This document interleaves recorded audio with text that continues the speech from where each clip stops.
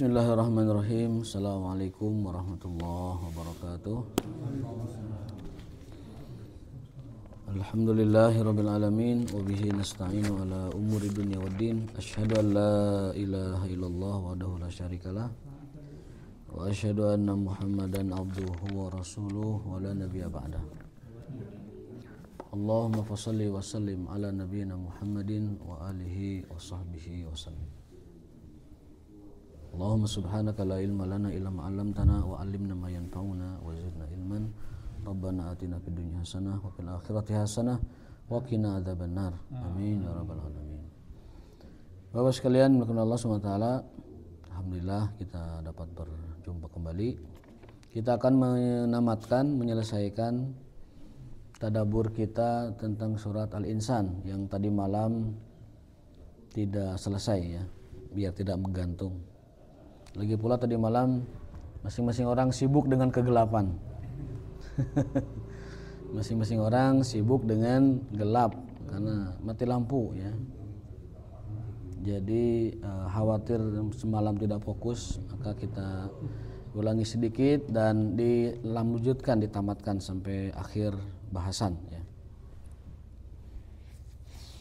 Semalam kita membahas ayat surat Al-Insan ayat yang kelima ya, di mana Allah Subhanahu wa taala menjelaskan tentang sifat-sifat kelompok yang disebut dengan al-abrar. Kenapa al-abrar ini perlu dibahas? Karena kita sering berdoa agar menjadi orang yang abrar. Rabbana atina fid dunya hasanah wa fil akhirati hasanah wa qina adzabannar wa adkhilnal jannata ma'al abrar. Ya Azizu ya Ghafar. Kemudian kadang kita berdoa juga sebagaimana dalam ayat kalla inna kitabal abrari lafi illiyin. Sesungguhnya catatan amal orang-orang yang abror berada di tingkat tertinggi, illiyin. Kebalikan abror fujar. Kalla inna kitabal fujari lafi sijin. Orang-orang fujar kitab amalnya itu ada di paling bawah, paling dasar, paling rendah ya, di neraka. Juga dalam ayat lain innal abrara lafi naim. Sesungguhnya orang-orang abror itu berada dalam kenikmatan dan karunia yang sangat besar. Maka kita penasaran apa sebenarnya orang-orang abror dan apa ciri dari orang-orang abror tersebut. Jawabannya ada di dalam surat Al-Insan ayat 5 dan seterusnya. A'udzubillahi minasyaitonirrajim. Innal abrara yashrabuna min ka'sin kana mizajuha kafura. Sesungguhnya orang-orang yang abror kelak di surga akan diberikan minuman minuman yang dari khamr yang dicampur dengan air bunga yang wangi. Jadi minuman ahli surga itu adalah diantaranya khamr dan air bunga yang dicampur sehingga menjadi nikmat, wangi dan menyegarkan. Untuk siapa itu? Untuk al-abrar. Siapakah al-abrar? Di sini ada penjelasan sifat-sifat mereka. Yang pertama, kita cepat saja. Yang pertama, orang abrar itu cirinya adalah yufuna bin nadri. Mereka menepati janjinya dengan Tuhan, dengan Allah.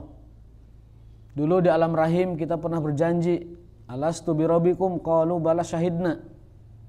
Benar ya Allah, engkau adalah Tuhan kami. Dan kita juga berjanji asyhadu alla ilaha illallah wa asyhadu anna Muhammadan abduhu wa rasuluh. Kita berjanji seperti itu. Maka di antara ciri orang al-abrar adalah menepati janji tersebut. Artinya apa? Benar-benar melaksanakan, merealisasikan apa yang dia syahadatkan. Benar-benar dia mempraktikkan, benar-benar dia menjalankan, mengamalkan, istiqomah di dalam syahadatnya tersebut. Itu ciri yang pertama, yufuna bin nadri. Mereka menepati janjinya dengan Allah Subhanahu wa taala. Yang kedua, ciri mereka itu adalah wa yut'imuna at'ama ala hubbihi miskinan wa yatiman wa asira. Mereka senantiasa berbagi makanan dengan orang miskin, orang yatim dan yang lain-lain yang membutuhkan. Itu ciri kedua al-abrar. Ciri pertama adalah menepati syahadatnya. Ciri yang kedua adalah memberikan makan kepada anak yatim, fakir miskin dan yang membutuhkan. Lalu ciri yang ketiga al-abrar itu adalah innama nut'imukum liwajhillah la nuridu minkum jazaan wala syukura. Mereka senantiasa mengikhlaskan amalan atau perbuatan-perbuatan mereka hanya kepada Allah Subhanahu wa taala. Innama nut'imukum liwajhillah. Tidak untuk didengar, tidak untuk dilihat, tidak untuk disanjung, tidak untuk diketahui. Mereka dalam beramal dan beribadah selalu patokannya adalah innama nut'imukum liwajhillah. Kami melakukan ini semua semata-mata karena Allah Subhanahu wa taala.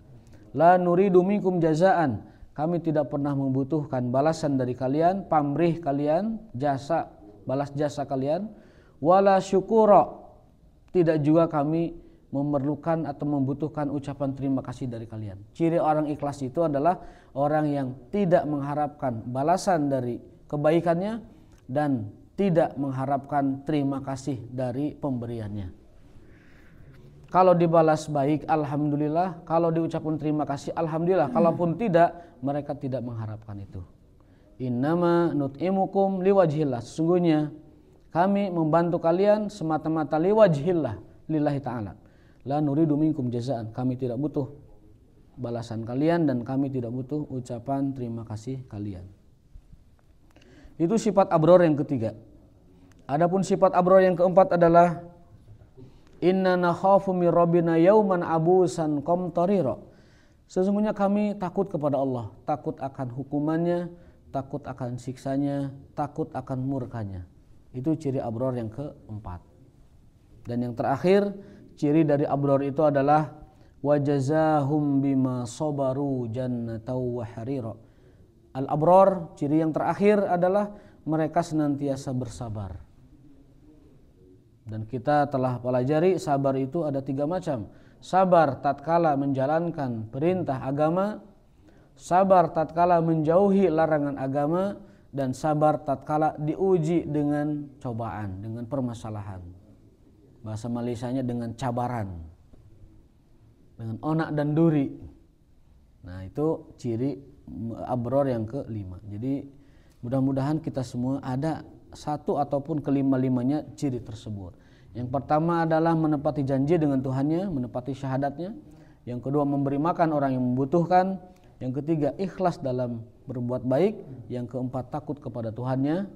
Dan yang kelima adalah mereka senantiasa bersabar dalam segala situasi, baik ketika menjalankan perintah, meninggalkan larangan, ataupun mendapati sebuah permasalahan dan kesulitan. Lalu berikutnya adalah surat Al-Insan ini kita pelajari 14 ayat Allah ceritakan tentang kenikmatan surga. Dan hanya 1 ayat saja Allah terangkan derita di neraka. Jadi seolah-olah ayat surat Al-Insan ini seolah-olah ini adalah ayat hiburan bagi orang-orang beriman. Ya, Al-Insan ini adalah ayat-ayat hiburan bagi orang beriman. Karena Allah hanya menceritakan satu azab orang kafir, yaitu di ayat yang keempat, inna a'tadna lil kafirina salasila wa aglala wa sa'ira. Sesungguhnya kami telah sediakan bagi orang-orang kafir salasila, jeruji, rantai-rantai, pengikat-pengikat, dan api yang menyala-nyala. Sesungguhnya kami telah sediakan untuk orang kafir rantai yang mengikat, rantai yang mencekik, dan juga api yang sangat panas sekali. Yang di dalam hadis apinya neraka itu adalah 70 kali lipat apinya dunia. Kalau kita lihat orang lagi membuat besi, itu baja segala macam besi dimasukkan ke dalam wadah, digodok, itu sampai merah menyala, sampai jadi cair itu besi. Nah, neraka itu 70 kali lipat dari itu. Berarti kalau api dunia itu yang paling panas misalkan 2000 derajat Celcius, bahkan lebih, kalikan saja 70. Wal-iyazubillah. Nah, di surat ini Allah hanya menyebut derita orang kafir 1 kali. 14 ayat berikutnya Allah sebutkan kenikmatan surga. Masya Allah. Dan kita nanti sebutkan apa saja yang Allah berikan untuk orang-orang yang mendapatkan karunia surga tersebut. Tadi malam baru 2, ya, kita akan lanjutkan. pada kesimpulannya, kaidah kita memahami surga itu adalah sekurang-kurangnya ada beberapa ayat yang menjadi panduan. Yang pertama adalah ayat dalam Al-Qur'anul Karim ketika Allah menjelaskan balasan surga. Di dalam surga itu adalah walakum fiha ma tashtahil anfus wa taladul a'yun. Segala apa yang disyahwati oleh jiwa, segala apa yang diinginkan oleh hati ada di sana. Apapun yang kita inginkan, kenikmatan apapun yang kita idamkan, di sana itu tersedia. Juga ayat. Apapun yang kita syahwati, walakum fiha ma tashtahi. Apa yang kau syahwati ada di sana. Wa taladul a'yun, dan apa yang kau indah memandangnya ada di sana. Jadi kalau kita boleh bahasakan, surga itu kita indah memandangnya. Apapun yang kita inginkan dipandang indah, di surga itu tersedia.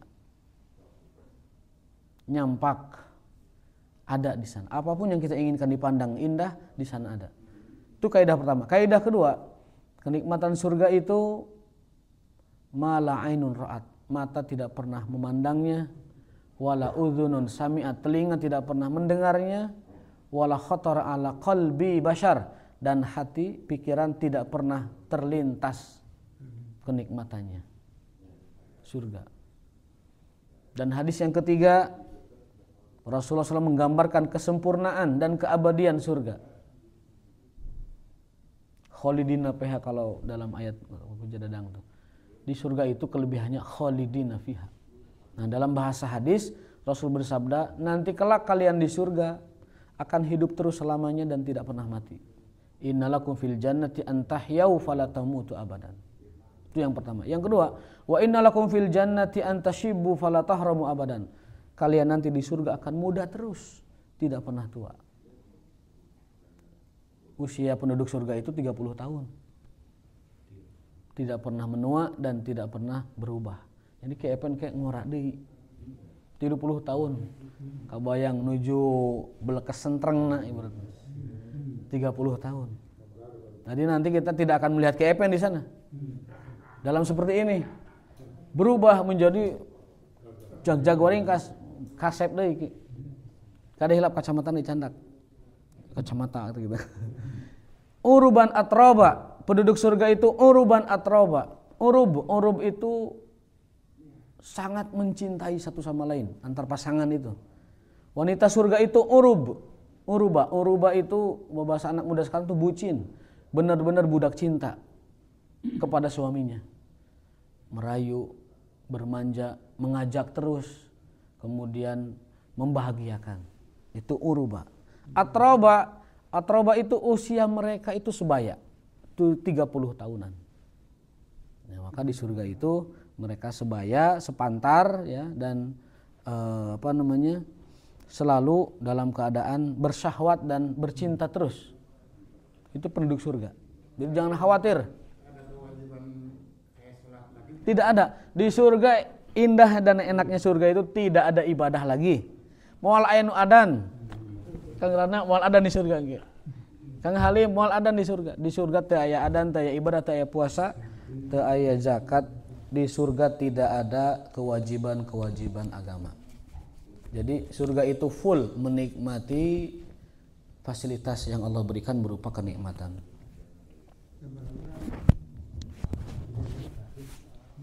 Satu orang mendapatkan 100 bidadari. Dan di sana walaupun kita menikmati para bidadari, tapi kita tidak perlu mandi junub. Di sana tidak ada mandi junub, di sana tidak ada haid, di sana tidak ada nifas, di sana tidak ada apapun yang bersifat kotor, tidak ada. Bahkan rehak pun tidak ada. Di surga tidak ada rehak.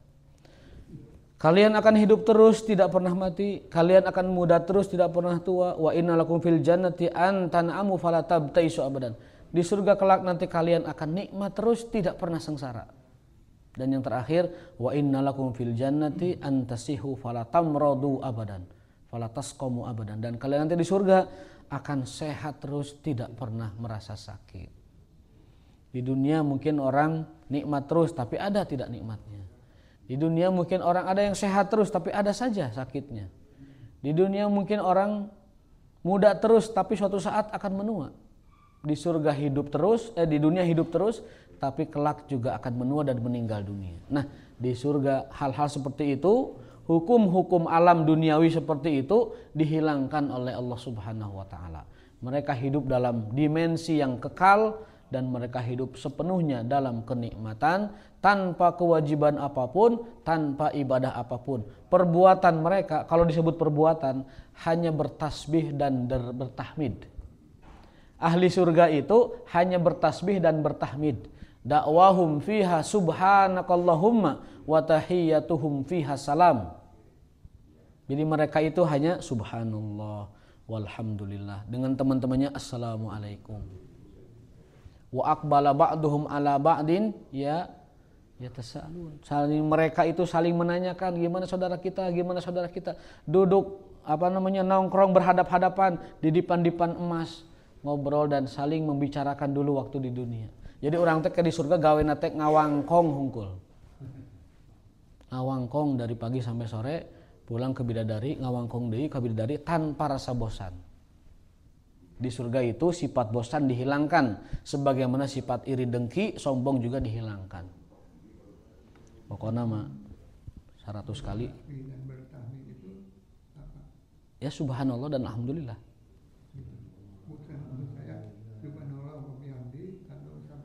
Subhanallah walhamdulillah. Da'wahum fiha subhanallah wa tahiyyatuhum fiha salam wa akhiru da'wana alhamdulillahi rabbil alamin. Jadi ucapan ahli surga itu subhanallah dan alhamdulillah. Kemudian dengan kawan-kawannya mengucapkan salam. Nah, itu gambaran terkait dengan keabadian dan kesempurnaan nikmat di surga.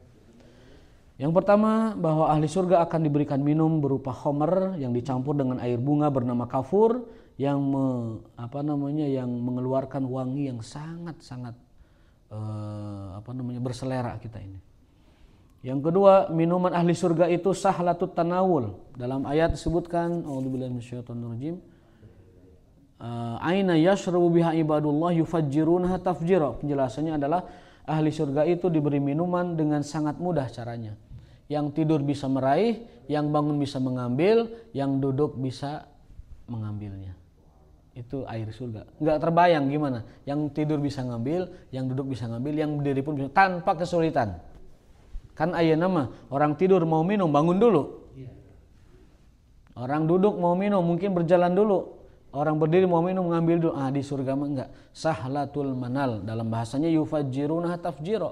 Mereka akan disuguhkan minuman yang dari arah manapun air itu bisa diraih dan bisa diambil dengan cara yang termudah. Yang ketiga, atahumullah bahaan wa nuran. Allah akan berikan ahli surga wajah yang berseri dan tampan-tampan. Bahaan, tampan berseri, berwibawa, wa nuran, dan cahaya yang berkilau di wajahnya. Jadi ahli surga itu glowing semua. Mulai anu hawuk di surga mah. Semuanya glowing, bercahaya. Bahaan wa nuran, wasururan, yang timbul dari kegembiraan di hati mereka. Jadi cahaya wajah, kemudian pesona wajah ahli surga itu timbul dan bersumber dari kebahagiaan yang hakiki dalam jiwanya, terpancar di wajahnya. Sumringah. Di dunia mungkin orang bisa senyum dan bisa terlihat menawan, tapi bisa jadi hatinya getir. Hatinya menyembunyikan sesuatu. Hatinya mungkin sebenarnya dia berpikir tentang apa dan siapa. Namun ahli surga, pancaran dari kebahagiaannya, sururnya tersebut memancarkan cahaya dan pesona yang sangat luar biasa, yang tidak bisa kita bayangkan hari ini. Atahumullahu bahaan wa nuran fi wujuhim wa sururan fi sudurihim, berdasarkan ayat Allah Ta'ala. A'udzubillahi minasyaitonirrajim. Fawaqahumullahu syarra dzalikal yaum wa laqahum nadratan wa surura. Masyaallah. Nasib wanita, kalau dia gadis, dia akan ditawarkan 8 pemuda surga, disuruh milih mana yang dia inginkan. 8 pemuda surga disuruh milih mana yang dia inginkan. Berdasarkan hadis Nabi SAW dan riwayat Imam Ahmad, wanita lajang yang masuk surga dipilihkan baginya 8 pemuda surga. Dia mau yang mana silahkan pilih. Kalau dia sudah menikah, wanita itu dia akan dikembalikan kepada suaminya dan menjadi ratunya bidadari. Menjadi ratunya bidadari. Itu adalah kenikmatan surga. Dan di antara kesempurnaan nikmat ahli surga itu adalah dia akan membawa anak keturunannya masuk surga. Di dalam Al-Quran Allah berfirman, walladzina amanu wattaba'athum dzurriyyatuhum biimanin alhaqnahum wa ma alatnahum min amalihim min syai'. Dan orang-orang beriman yang masuk ke dalam surga, kami sertakan keturunan mereka juga masuk surga. Karena itu bagian dari kesempurnaan nikmat surga. Itu bagian dari kesempurnaan. Makanya Sa'id bin Jubair, seorang tabi'in, selalu menambahkan jumlah sholat. Ketika ditanya, Tuhan kenapa Anda banyak sekali sholat? Dia berharap, aku berharap dengan tambahan sholat ini menjadi kesalehan buat anak-anakku. Dan kelak kami nanti akan berkumpul dengan seluruh keluarga yang berada di bawah tanggungan kekeluargaan dia. Jadi orang masuk surga itu akan membawa serta keluarganya. Tapi yang istiqomah ya, yang istiqomah. Keluarganya yang istiqomah. Ada sebuah hadis riwayat Ad-Dailami dan Imam Tabrani, Rasulullah SAW bersabda, ketika orang dimasukkan digiring ke surga, itu ada yang dicegat. Mau apa lagi kamu bawa saya gitu? Apa lagi yang kamu inginkan? Si orang tersebut menjawab, ya Allah, saya ingin keluargaku ikut semua ke surga ini. Kata Allah Ta'ala,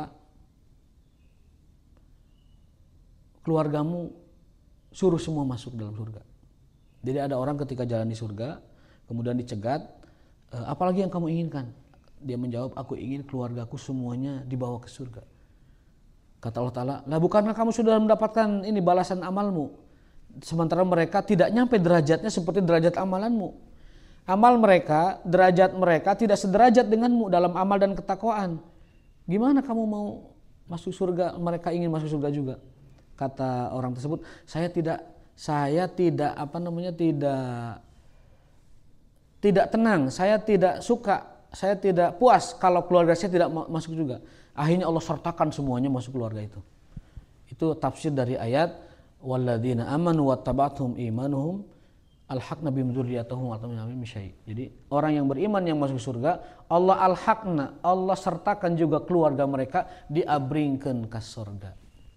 Karena itu bagian dari kesempurnaan nikmat surga. Maka berbahagialah yang punya orang tua soleh, anak-anaknya itu ngabring nanti ikut bapak ibunya ke surga. Dengan catatan anak-anaknya tersebut istiqomah, bukan ahli syirik, bukan ahli kezaliman ataupun yang lain-lain. Pokoknya itu adalah fasilitas tambahan dari Allah berupa kebahagiaan sempurna dengan diikutsertakannya anak-anak dan istri-istri mereka, keturunan mereka, cucu-cucu semuanya digiring masuk surga. Karena itu merupakan janji Allah dalam surat Al-Quran, ya, ayat Atur ayat 34 kalau tidak salah. Kemudian yang keempat, penduduk surga nanti yalbasunal harira yattaqiuna alal asiratil madi ini tulisan saya sendiri tapi saya tidak bisa baca ini. Al-muzayyanah. Kelak ahli surga akan memakai pakaian terbuat dari sutra sambil bersandar di dipan-dipan yang indah, yang muzayyanah, ya, yang diisi dengan berbagai perhiasan-perhiasan. La yarawna syamsan, di surga tidak ada matahari. Terang tapi tidak ada matahari. Berbayang, ada bayangan tapi tidak ada matahari. La yarawna fiha syamsan wala zamharira. Ya, tidak ada dingin yang sangat, juga tidak ada panas yang sangat. Jadi di surga itu selalu adem cuacanya. Terang tapi tanpa matahari. Sejuk tanpa dingin. Hangat tanpa panas. Subhanallah. Hum fi dhillin daim. Kemudian mereka berada di dalam naungan Allah Subhanahu wa taala. Itu ada di dalam ayat A'udzubillahi minasyaitonir rajim. Muttaqiina fiha 'alal araik la yarawna fiha syamsan wala zamharira Wadaniyatan 'alaihim dhilaluha wa dhulilat kutufuha tadlila. Itu ayatnya. Artinya thimaruha sahlatul manalil qa'id awil qa'im awin naim. Itu tadi sudah dijelaskan, buah-buahan di surga itu adalah buah-buahan yang terpilih, buah-buahan yang sangat berselera kita memakannya dan mudah untuk diambil. Berikutnya yang keenam, di antara nikmat surga yatuful al-khadam, yatufu alaihim gilman. Dalam ayatnya wa yutafu alaihim bi aniyatin min fiddatin wa aqwabin kanat qawarira. Di surga itu ada pembantu-pembantu yang membawa piring-piring makanan dan gelas-gelas anggur. Dan air-air juga yang lainnya, ada air susu, ada air putih, ada air anggur. Para pelayan itu, pelayan-pelayan yang tampan, yang cantik, yang luar biasa itu memberikan mereka suguhan-suguhan. Yatuful khadamu, para khodam, para pembantu, ya, para pelayan itu berkeliling-keliling sambil membawa periuk-periuk dan gelas-gelas berisi makanan yang lezat dan juga minuman-minuman berupa anggur dan lain sebagainya diberikan kepada ahli surga. Kenikmatan ketujuh, mereka diberikan khamar yang dicampur dengan zanjabil, dengan jahe. Dalam ayat ainan wa yusqauna fiha ka'san kana mizajuha zanjabila. Ahli surga akan disuguhkan minum berupa khamar yang dicampur dengan jahe. Kalau tadi khamar dicampur air bunga, sekarang khamar dicampur dengan jahe, zanjabila. Kemudian diberikan air juga dari mata air yang bernama ainan fiha tusamma salsabila. Juga dibawakan air yang berasal dari mata air salsabila. Makanya banyak anak sekarang namanya salsabila, itu nama mata air di surga. Nah, bahasa Abah mata holang. Mata holang surga itu namanya salsabila. Salsabila, ya. Wa yatufu alaihim wildanu mukhalladun idza ra'aitahum hasibtahum lu'lu'an mansura. Kemudian yang keenam, nanti kelak di surga akan ada anak-anak remaja, anak-anak kecil yang tampan, yang cantik-cantik seperti lu'lu', seperti permata, seperti kilauan-kilauan intan yang indah yang bertebaran di sekitar ahli surga. Subhanallah. Kesimpulannya, di dalam surga banyak kenikmatan yang tidak bisa digambarkan, tetapi Allah kasih bocoran-bocorannya seperti tadi. Minum khamar, ada pelayan yang tampan dan cantik, ada anak-anak yang segar dan indah dilihat. Kemudian pasangan-pasangan, setiap ahli surga mendapatkan 100, dan setiap hari ahli surga bercinta dengan 100 bidadari. Dan istri kita kalau masuk surga, mereka akan menjadi ratu dan permaisurinya bidadari-bidadari kita. Masya Allah. Jadi jangan khawatir ibu-ibu, kalau bapaknya ke surga, nanti suruh bapaknya minta ibunya biar ke surga. Jadi ibunya nanti ikut jadi ratu. Kalau istrinya banyak, maka yang akan mendampinginya adalah yang paling soleha di antara keduanya. Kalau 2 istrinya, maka yang menjadi permaisuri nanti terpilihnya itu yang paling soleha di antara keduanya. Tilu sami. Yang paling solehan nanti yang akan menemaninya di surga, menjadi permaisuri dan ratunya bidadari. Nah, berikutnya tadabbur dari surat Al-Insan ini. Tadi sudah gambaran surga, neraka cuma 1 ayat tadi sudah. Yang berikutnya adalah Al-Quran Al-Karim. Ini poin nomor 2 pelajaran dari surat Al-Insan. Al-Quranul Karim min akbari wasailis sabat was sabar. Al-Quran merupakan faktor atau wasilah, sarana agar kita itu kokoh dalam prinsip dan kesabaran. Al-Quran merupakan sarana dan sebab seseorang itu bisa kokoh istiqomah di dalam kebaikan dan keimanan. Ada orang-orang mengatakan, jika kau sudah mulai kehilangan arah, perbanyaklah tilawah. Kalau kau sudah mulai hilang arah, tilawah. Nah, di dalam bahasa ayatnya adalah A'udzubillahi minasyaitonirrajim, ayat yang ke-23. Inna hadza kana lakum jazaa'an wa kana sa'yukum mashkura inna nahnu nazzalna 'alaikal qur'ana tanzila. Fasbir li hukmi rabbik wa la tuti' minhum athiman aw kafura. Jadi Al-Quran ini merupakan kitab atau wasilah seseorang itu menjadi sabat dan istiqomah di dalam keimanan. Kalau kita ingin istiqomah, ingin sabat dalam perkara-perkara kebaikan, maka jaga tilawah kita. Kalau sudah mulai hilang arah, sudah mulai hilang orientasi, sudah mulai galau, sudah mulai risau, maka mulailah kembali kepada Al-Quran, tilawah. Perbanyak tilawah agar kita tidak kehilangan arah. Perbanyak tilawah agar kita senantiasa ada dalam as-sabatu was-sabr wal istiqomah. Kemudian poin keempat berarti ya. Tadi satu tentang nikmat surga dan neraka, yang kedua bahwa Al-Qur'an adalah wasilah untuk sabat dan tegar dalam kebenaran. Kemudian yang ketiga adalah sifat-sifat orang-orang yang abror, udah tadi. Yang terakhir sekarang adalah tentang kekuatan dan kelemahan manusia. Nah, ini tentang kita mempelajari hakikat manusia. Waddahat as-surah niqata dha'fil insan. Terutama dalam surat ini ya, tidak melebar ke surat yang lain. Dalam surat ini Allah menjelaskan titik lemah manusia. Pertama, lam yakun syai'an madhkura. Manusia itu jutaan tahun yang lalu, kita ini tidak pernah ada yang nyebut nama kita. Nama kita, misalkan A, itu miliaran tahun sejak alam diciptakan, nama kita tidak pernah ada. Lalu kemudian Allah hadirkan ke dunia, barulah dia disebut namanya si A. Kemudian nanti diwafatkan. Ini menggambarkan kepada kita betapa manusia itu sebenarnya ya sangat fana sekali. Miliaran tahun tidak pernah disebut, diciptakan, hadir sebentar di dunia, disebutlah namanya, kemudian tiada lagi. Ada yang disebut namanya di dunia itu 3 tahun, meninggal waktu bayi.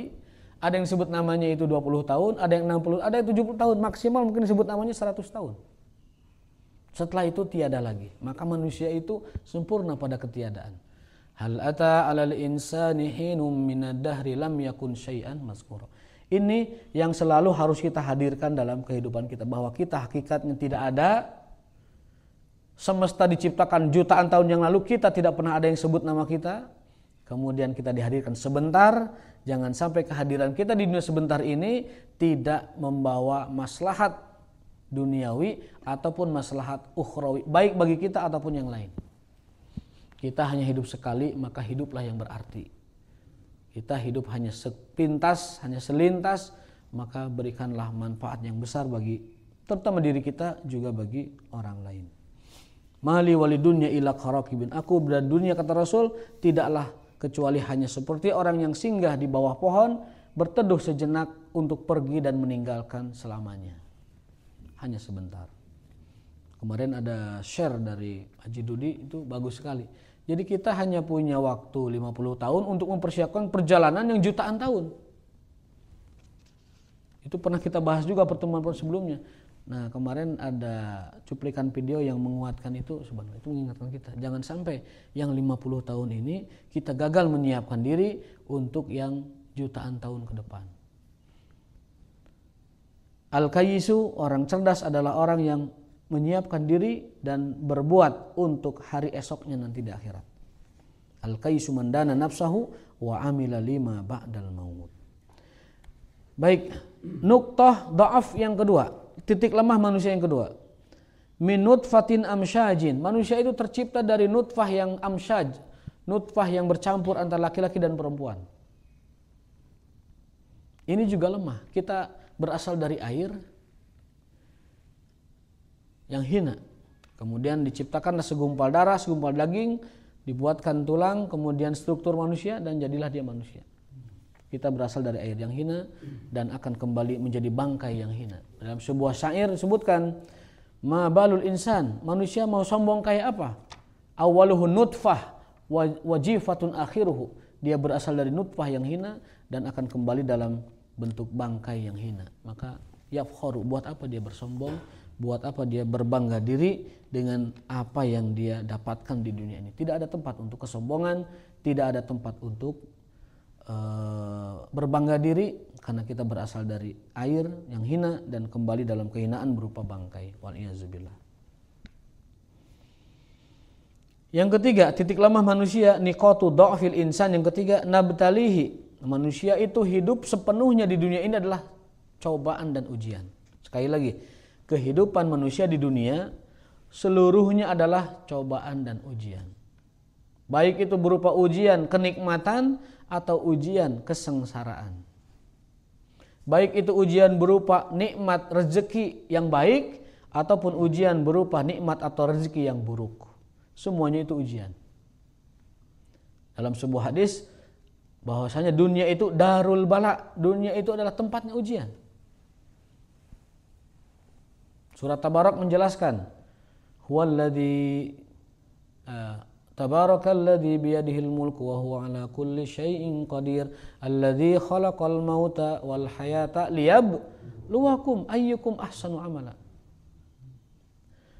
Maha suci Allah yang dalam genggamannya, tabarakalladzi biyadihil mulku, kerajaan wa huwa ala kulli syai'in qadir.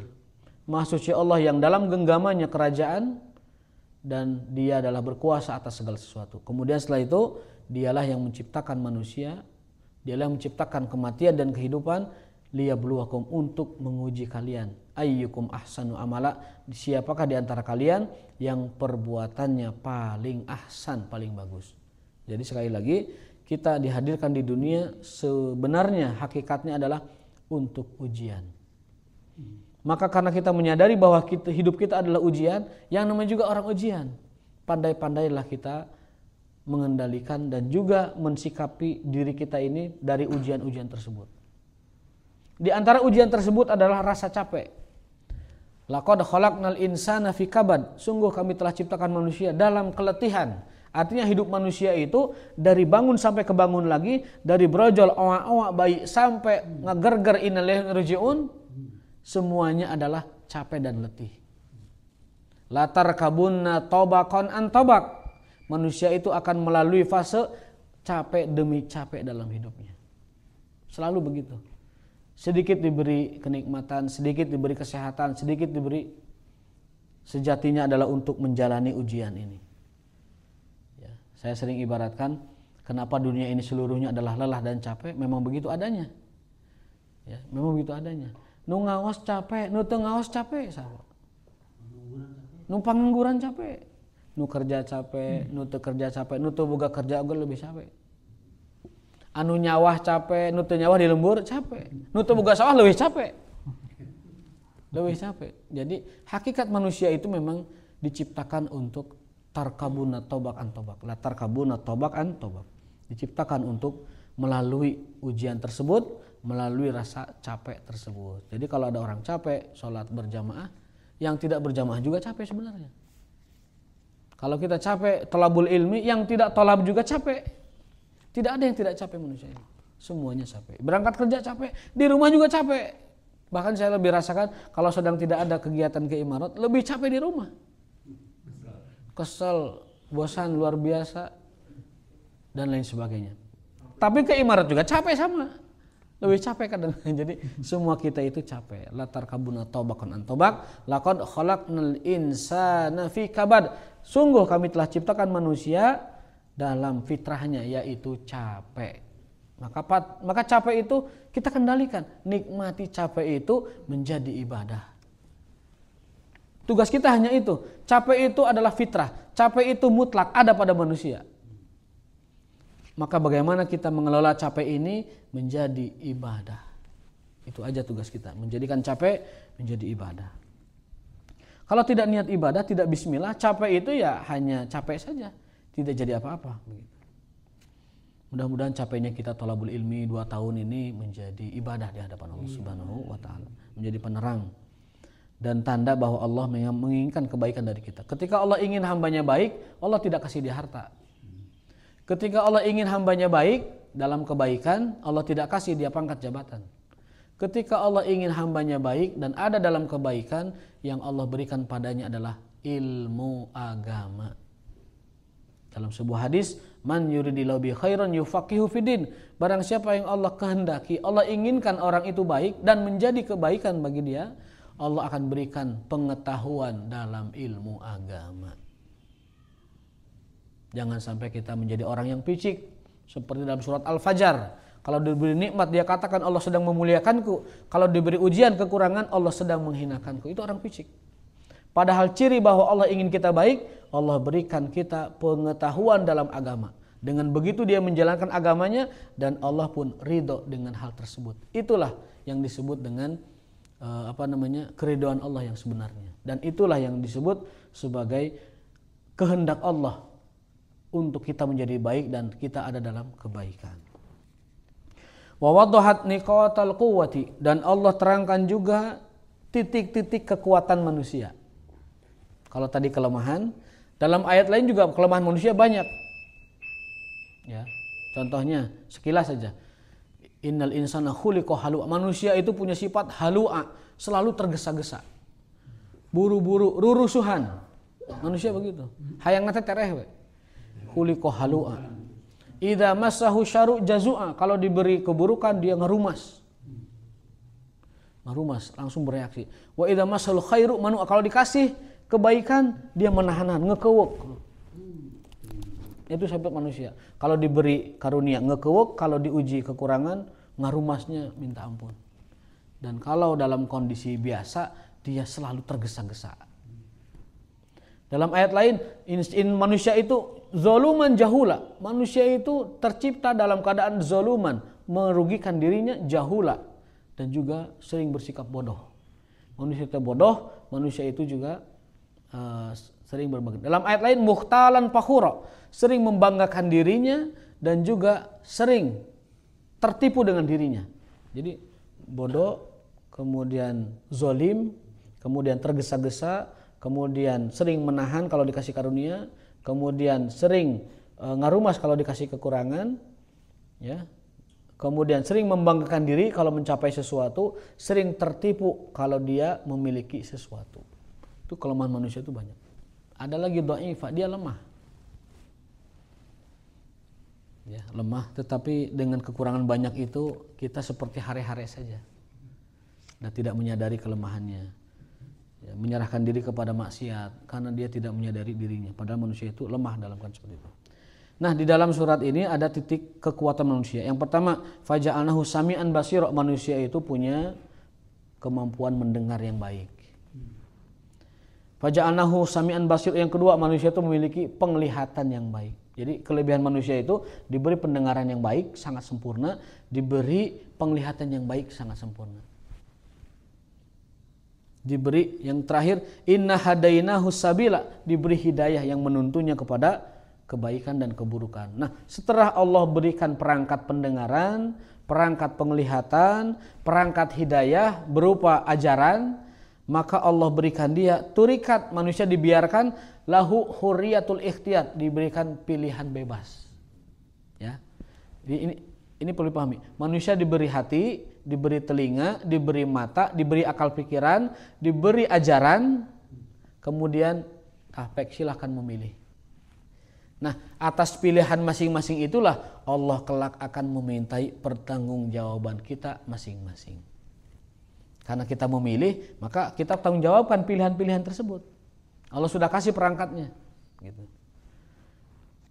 Supaya kita tidak dizolimi ketika kita nanti dihisab lah. Jadi Allah, wa mallahu bizzalamil abid, Allah tidak pernah menzalimi siapapun kelak nanti di dunia ataupun di akhirat. Karena semua sudah dikasih perangkatnya, semua dikasih jalan-jalannya, dikasih ajarannya.